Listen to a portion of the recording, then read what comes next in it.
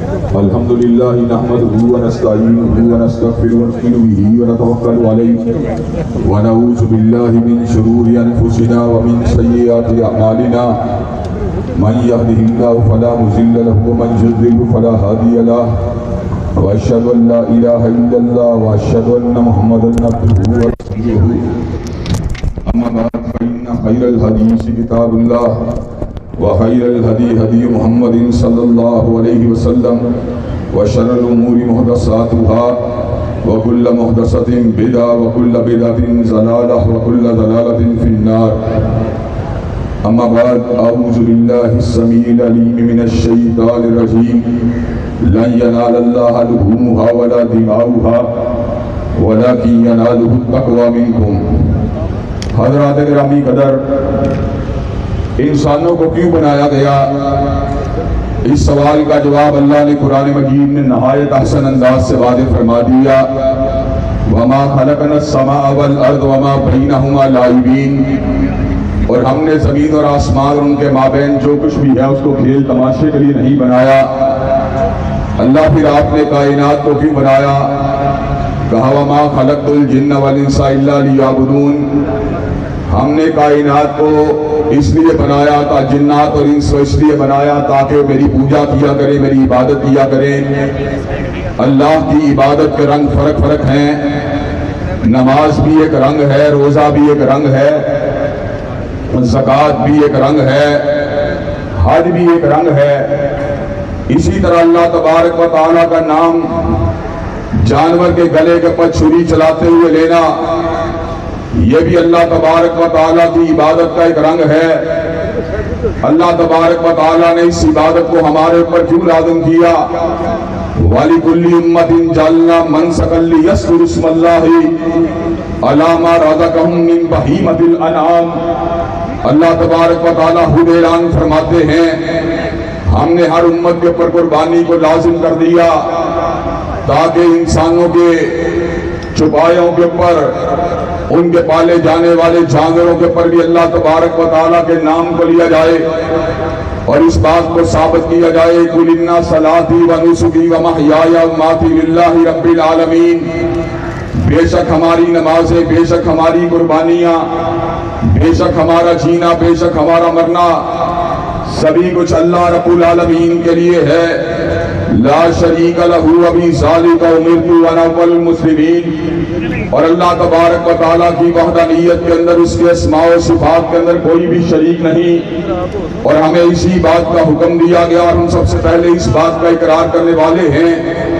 قربانی کی تاریخ تو بڑی لمبی ہے، لیکن اس قربانی کے اندر سب سے زیادہ خوبصورت رنگ اگر کسی نے بھرا تو وہ سیدنا ابراہیم کی ذات گرامی ہے، جنہوں نے اس بات کو ثابت کر دیا کہ ابراہیم کے دل کے تاروں کے اندر نہ غیر اللہ کا دباؤ ہے، نہ غیر اللہ کی محبت ہے. دربار نمرود میں صدائے توحید کو بلند فرما دیا، بت گدے میں جا کر کلہاڑے کو چلا دیا. اللہ تبارک و تعالیٰ کی خاطر نمرود کی جلتی ہوئی چتا میں ڈوبنا گوارا کر لیا. حضرات قدر اور جب محبتوں کی باری آئی، سیدنا حاجرہ کو، سیدہ حاجرہ کو سیدنا اسماعیل کے ہمراہ وادی بے آب و گیا میں چھوڑ دیا. حضرات گرامی قدر اللہ تبارک و تعالیٰ نے ان کے لیے چاہے زمزم کو جاری فرما دیا، اللہ نے ان کے لیے رزق کو جاری فرما دیا، ان کے دن کی طرف انسانوں کے دلوں کو پھیر دیا. حضرت ابراہیم مکہ میں آتے رہے، جاتے رہے. یاد رکھ کے حضرت اسماعیل علیہ السلام کوئی دوڑ دھوپ کے قابل ہوئے تو اللہ تبارک و تعالیٰ نے سیدنا ابراہیم کو ایک عجیب سپنا دکھلایا. فلما بلغ معہ السعی، آپ کیا ہے؟ تنو وزنی ایک پہاڑ ہے. آپ کیا ہے؟ ایک بہت بڑی چٹان ہے. آپ نے دیکھا اپنے بیٹے اسماعیل کے گلے کے اوپر چھری کو چلا رہا ہوں. اپنے بیٹے اسماعیل کے سامنے اس بات کو رکھا، کہا بیٹے انی ارا فی المنامی، کہ اے بیٹے میں تیرے گلے کے اوپر چھری کو خواب میں چلا رہا ہوں. فانظر ماذا ترى، بیٹے تیری کیا رائے ہے؟ کہا یا ابت افعل ما تؤمر ستجدنی انشاءاللہ من الصابرین. سکھائے کس نے اسماعیل کو آداب فرزندی، सैयदना इस्माइल ने कहा बाबा पूछने की जरूरत क्या है, बाबा मेरे गले के ऊपर छुरी को चला दीजिए, मैं भी तो आप ही का बेटा हूं, इंशाअल्लाह मुझे सब्र करने वाला पाएंगे। और हजरात गिरामी कदर, हमारा इस्लाम अपने घरों में लेटे हुए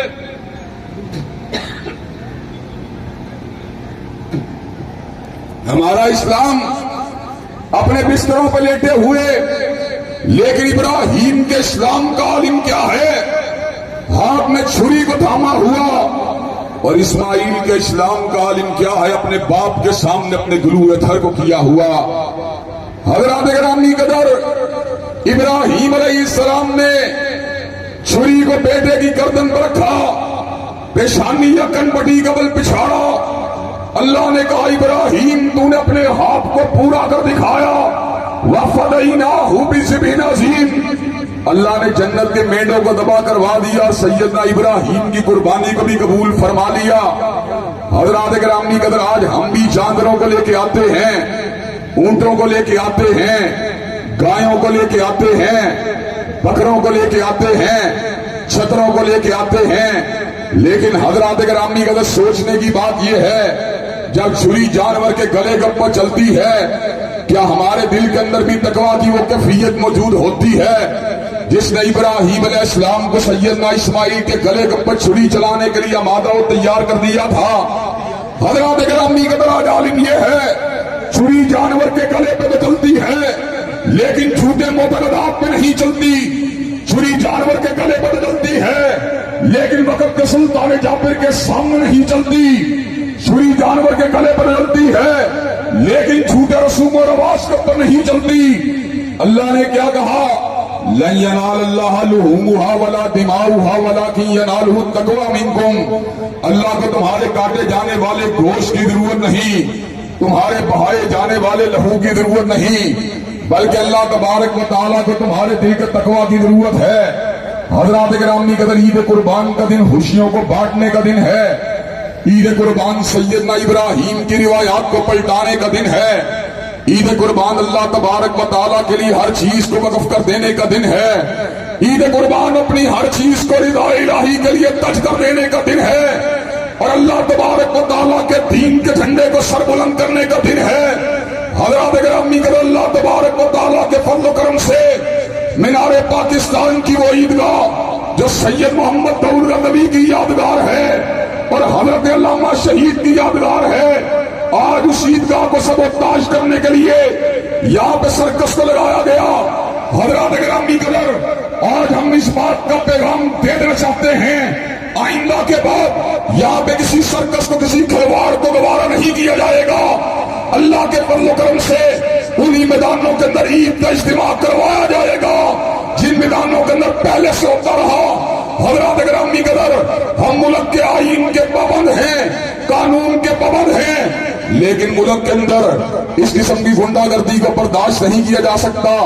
ईद के इज्तिमा को सबोताज करने के लिए सर्कस को उसके साथ कनेक्ट कर दिया जाए। अल्लाह तबारक व तआला के फज़ल व करम से मामला फिर भी हल हो चुका था, लेकिन मूसलाधार बारिश की वजह से, ग्राउंड के अंदर पानी खड़े हो जाने की वजह से आज यहाँ पर पहली और आखिरी मर्तबा आपकी ईद हुई है। इंशाअल्लाह दोबारा यहाँ पर नहीं बल्कि वहीं पर होगी। और अगर किसी ने रुकावट डालने की कोशिश की तो अल्लाह के फज़ल व करम से क्या हुस्न ने समझा है, क्या इश्क ने जाना है, हम हाथ नशीनों की ठोकर में दमाना है। इंशाअल्लाह अल्लाह अकबर के नारे को मीनारे पाकिस्तान के साए के नीचे लगाया जाएगा और ईदगाह को सबोताज करने वालों को यहाँ से भगाया जाएगा। हज़रात गिरामी कदर, साथ ही साथ मैं ये बात भी कह देना चाहता हूँ, हज़रत इब्राहिम अलैहिस्सलाम की कुर्बानी आज हमें इस बात का पैगाम देती है कि हमारे दिल में जहाँ रिज़ा इलाही का जज्बा पूरी कुव्वत और पूरे शद्दो से होना चाहिए, वहां पर दुनिया भर के मजलूम भूखे मुसलमानों का दर्द भी हमारे दिल में मौजूद होना चाहिए। हज़रात गिरामी कदर, मुसलमान फलस्तीन का हो, मुसलमान कश्मीर का हो, मुसलमान बर्मा का हो, आज उन मुसलमानों के साथ जुल्म पर बरियत के उनके पर पहाड़ों को तोड़ा जा रहा है।